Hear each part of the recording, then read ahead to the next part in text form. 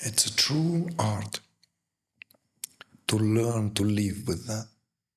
A true art worthy of mastering. Because we become masters of our emotions, masters of our thoughts, masters, not toys. We experience them all. We never deny any. But there is a mastery. And it can only happen when there is free movement of prana.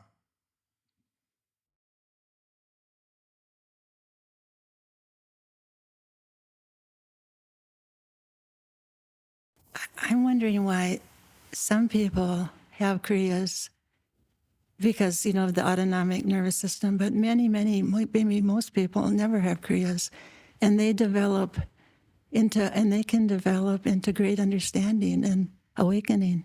And so why do some people have Kriyas and other people don't? And they don't seem to need them to awaken. Did you already answer that? Yeah, I can answer that. I can answer to you scripturally from the epic. Those who know, they tremble. Knowledge brings trembling. Trembling. A true knowledge brings trembling. So it's let's not confuse a lot of so-called gyanis that abound these days with a true expansion of consciousness.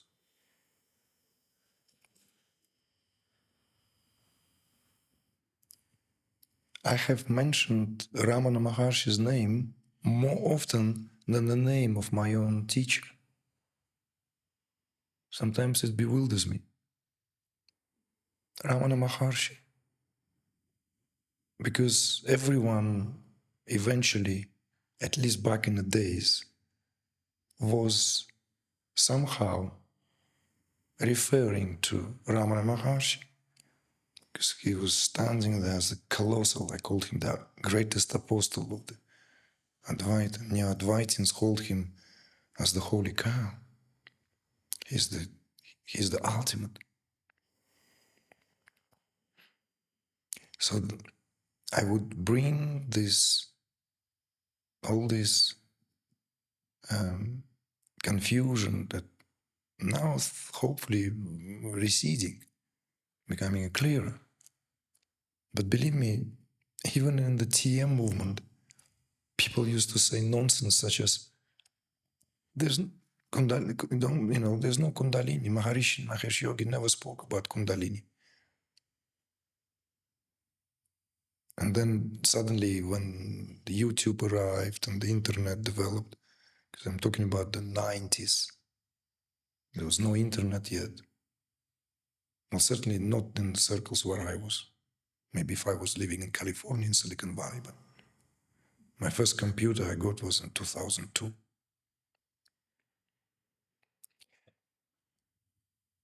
There were plenty of discourses by Maharishi Mahesh Yogi on Kundalini in his earlier years, but then it was consciously replaced with English terms. But I'm not going to go there. Ramana Maharshi, who is held in such great esteem and constantly referred to as the ultimate exemplar of that what enlightenment, a true enlightened stance, made very clear distinction when it comes to different ways, whether this is the way of a jnani, which works with the self-inquiry, or way of the yogi, as they all speak. Yogi, many varieties of yogas, which works with prana, breath. And he clarified it. In the case of the yogi, they will work with prana, they will manipulate prana, breath. In the case of the jnani, they will, through the process of self-inquiry, achieve the same result. But in both cases, the life force will awaken and rise through sushumna. Simple. So,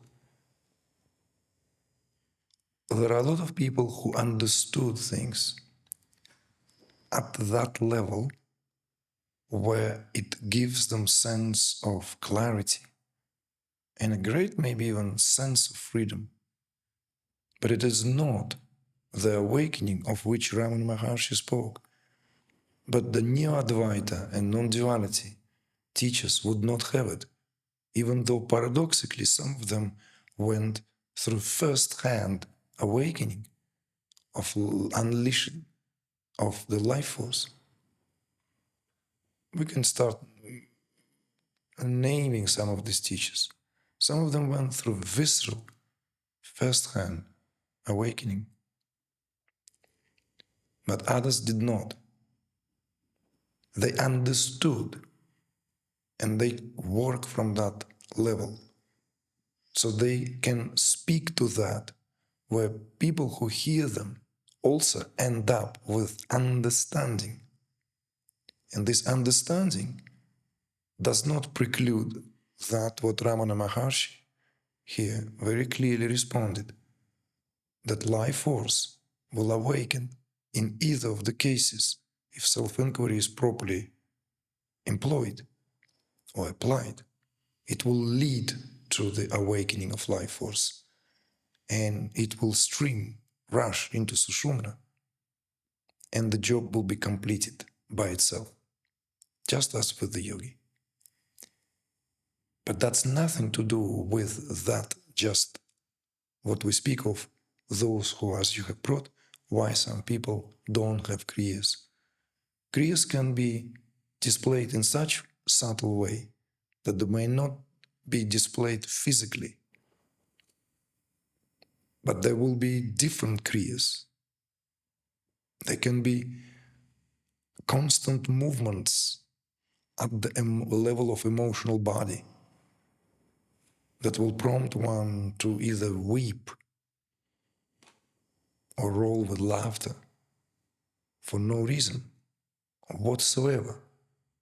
Laughter, when there is nothing funny, is a true laughter. Or tears shed, not because one is in sorrow, not because one feels sorry or sad, but it's simply a movement in the emotional body. See?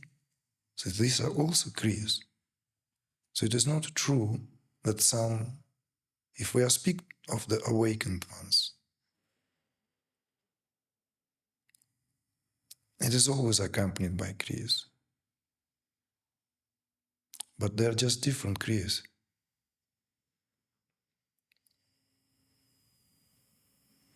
And certainly Ramana Maharshi was constantly found in kriyas. Just read more about the sage and it will become very, very clear. That's what neo-Advaitins don't want to hear. You know, it's like when we want to hear something, and then there's something about the life of someone who we hold in high esteem, doesn't fit our picture of enlightenment or our picture of understanding. We don't want to hear that. I find that very peculiar. You know? I find that like, I want to know this part about my hero, but don't tell me about this part. I'm not interested. Ramana Maharshi in public did not display kriyas, but soon as he would retrieve into private headquarters, his body was constantly contorting, moving, shaking.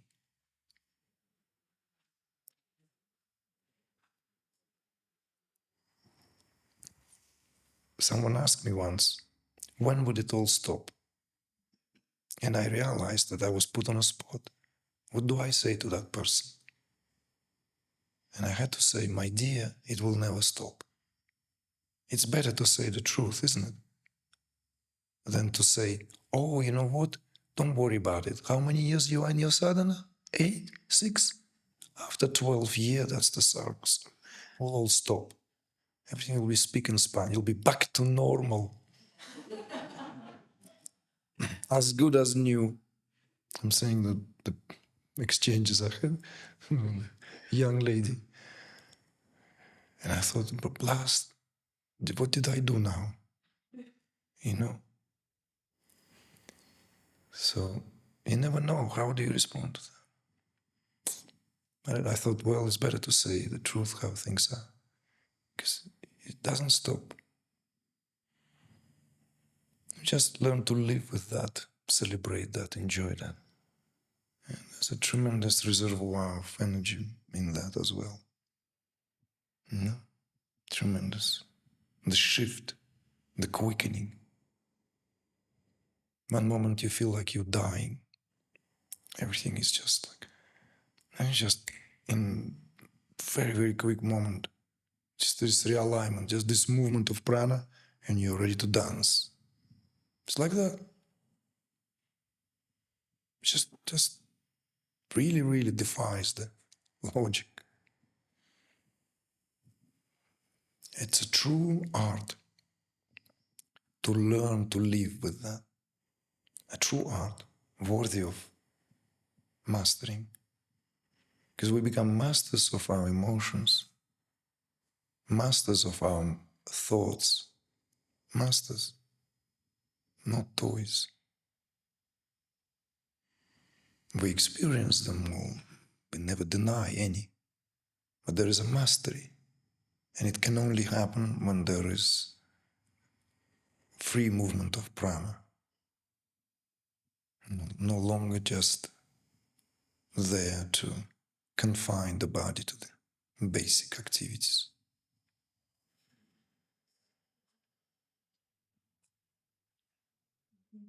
Thank you.